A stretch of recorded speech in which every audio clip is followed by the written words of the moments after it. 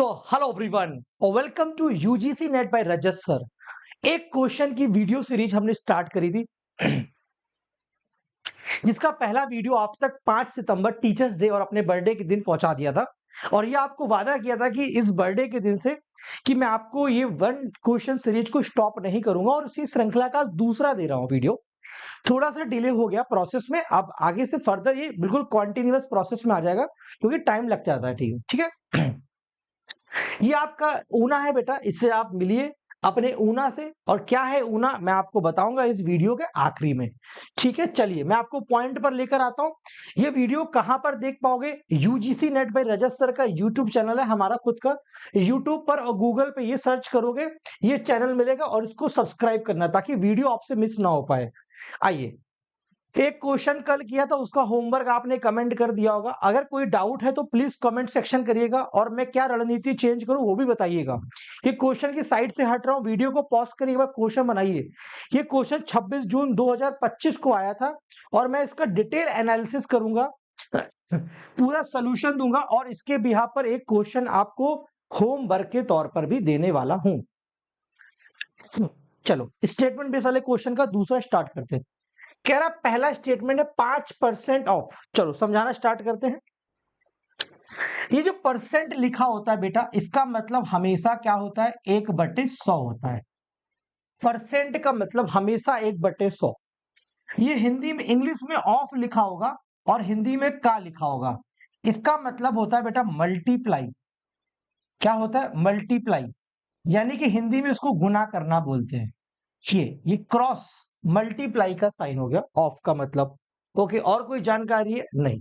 तो हम पहले वाले स्टेटमेंट को सॉल्व करने की पूरी कोशिश करेंगे। 5%, तो 5% का मतलब बेटा 5/100। ऑफ लिखा था तो मल्टीप्लाई का साइन लगाया। 5% ये था, का लिखा था मल्टीप्लाई। 25% का मतलब है बेटा 25/100। 20% हटाया तो 1/100 आ गया। ऑफ लिखा है मल्टीप्लाई 1600, मल्टीप्लाई 1600। तो कह रहा है ये वैल्यू आनी चाहिए बेटा 50 के बराबर। ये वैल्यू अगर 50 आ जाएगी तो स्टेटमेंट नंबर ए क्या हो जाएगा? करेक्ट हो जाएगा। और हमको यहां पर करेक्ट ही निकालना है।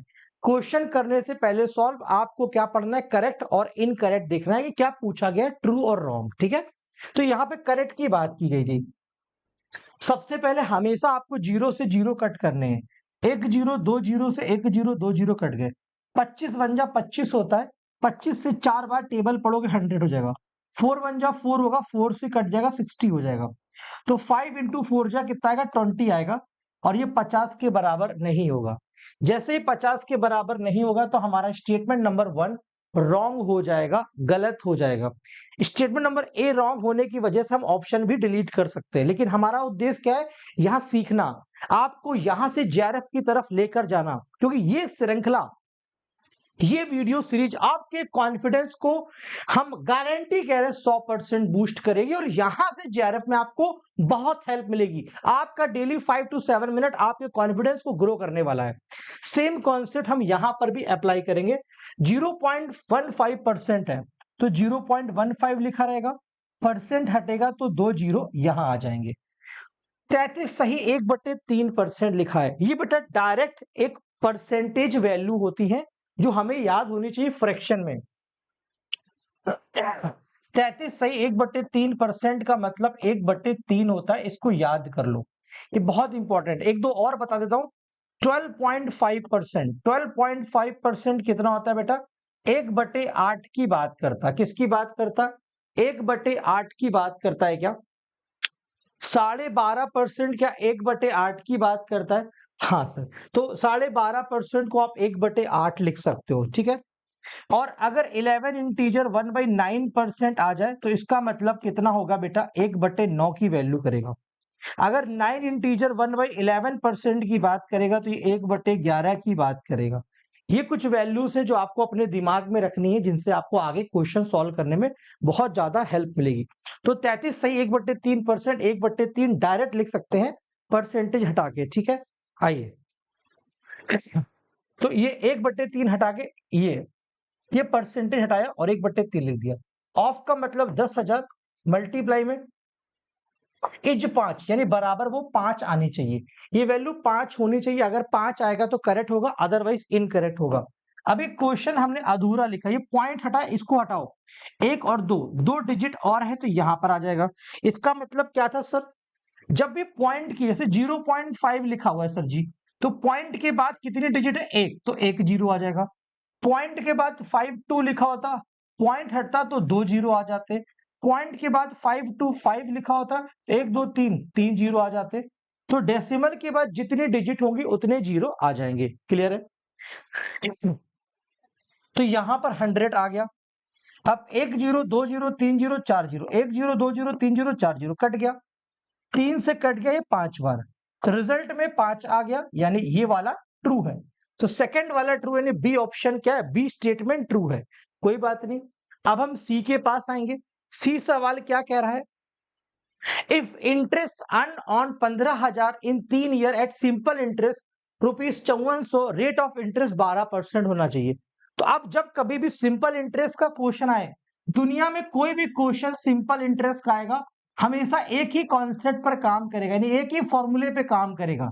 कॉन्सेप्ट तो एक से ज्यादा हो सकता है, लेकिन फॉर्मूला नहीं चेंज करेगा। SI बराबर P into R into T/100। तो जब भी कभी ये क्वेश्चन आएगा बेटा, तो सिंपल इंटरेस्ट का हमेशा यही फॉर्मूला आपको लगाना है। SI मतलब सिंपल इंटरेस्ट साधारण ब्याज, P का मतलब प्रिंसिपल मूलधन, R का मतलब रेट ऑफ इंटरेस्ट ब्याज की दर, T का मतलब टाइम। ठीक है, आइए इस सवाल में देखते हैं। कह रहा इंटरेस्ट जो उसने कमाया है वो 5400 रुपए है, यानी जो ब्याज कमाया है वो 5400 रुपीज है। ओके सर जी, किस पर ब्याज कमाया है, 15,000 रुपए पर, यानी 15,000 रुपए हमारे क्या है, प्रिंसिपल है सर जी। ओके सर जी, आगे चलिए जी। कह रहा 3 साल में ब्याज की दर बताओ कितनी होगी, तो 3 साल में ब्याज की दर निकालनी है। सवाल ने कहा है 12% होगी, अगर 12% निकल कर आएगा तो ये स्टेटमेंट ट्रू हो जाएगा सर जी। 1 zero 2 zero 1 zero 2 zero cut जाएगा सर जी, जीरो से जीरो कट जाएगा सर जी, 3 से कट जाएगा ये सर जी, 15 से कट जाए, 15 बन जा 15, तो 3 2 बार, तो रेट ऑफ इंटरेस्ट कितना आ गया, 12% आ गया सर जी। तो 12% ही सवाल कह रहा था कि अगर 12% ये आ जाएगा तो ये वाला ट्रू हो जाएगा, ये भी ट्रू हो गया, बी और सी ट्रू हो गया। अब डी को चेक कर लेते हैं, क्या लिखा हुआ है, x/3 बराबर, यहां देखो बेटा, x/3 बराबर y/4 बराबर z/5। आइए, x/3 बराबर y/4 बराबर z/5, इसको सिंप्लीफाई करना है। आप बराबर 1 मान लो, हमेशा बराबर 1 मान लो बेटा। तो x/3 बराबर 1 है, x की वैल्यू कितनी हो जाएगी, 3। ऐसे y/4 बराबर 1 है तो y कितना हो जाएगा, 4। z/5 बराबर 1 है, z कितना हो जाएगा, 5। तो x y z का रेशियो कितना हो गया बच्चों, 3 4 5 डायरेक्ट आ गया। तो 3 4 5 आ रहा है क्या, नहीं, सवाल ने 3 4 5 ना देकर ये दे रखा है, ये ऑप्शन भी रॉन्ग हो गया। तो सवाल का आंसर केवल बी और सी बना। ठीक, क्वेश्चन का डिटेल सॉल्यूशन था, इसके पीछे जो कॉन्सेप्ट काम करे वो एक्सप्लेन कर दिए मैंने आपको। और हमने आपके लिए एक दूसरा क्वेश्चन रेडी करा, एक होमवर्क का क्वेश्चन रेडी करा। उससे पहले मैं आपको बताना चाहता हूं, अगर आपने चैनल सब्सक्राइब नहीं करा तो वीडियो आपसे अगली मिस ना हो जाए, नोटिफिकेशन ऑन कर लीजिएगा। और हमारे कोर्सेज में ज्वाइन करने के लिए पेपर 1 पेपर 2 का सब्सक्रिप्शन जो है ये 11 सितंबर तक वैलिड है, जहां पर आपको पेपर 1 पेपर 2 दोनों मिल रहा है 5,499 में। डिस्क्रिप्शन में लिंक दे रखा है, क्लिक करोगे तो ऐसा पेज आएगा सब्सक्रिप्शन का, वहां पे कोड अप्लाई करना है, रजत JRF। देखो, ये कोर्स आपको 5,499 मिल जाएगा, अनअकैडमी पेपर 1 प्लस पेपर 2 का। ठीक है बच्चों, अब हम आपको होमवर्क का क्वेश्चन डिस्प्ले कर रहे हैं।